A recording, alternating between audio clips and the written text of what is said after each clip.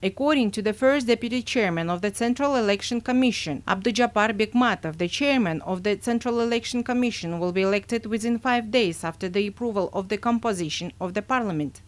According to him, the new chairman and his deputies will be elected at the first meeting of the Central Election Commission. According to the law, the chairman must be chosen within 5 days after the day of approval. Today is only the first day, he said. To recall, on the eve, the Parliament approved the new composition of the Central Election Commission.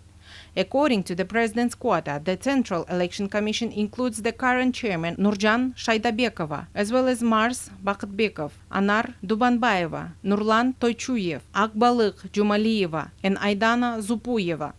According to the quota of the Parliament, Abdujabbar Bekmatov, Iskender Gaybkulov, Akılbek Eshimov, Tınçtıkbek Shaynazarov, Uzarbek Jilqibayev, and Kairat Mamatov.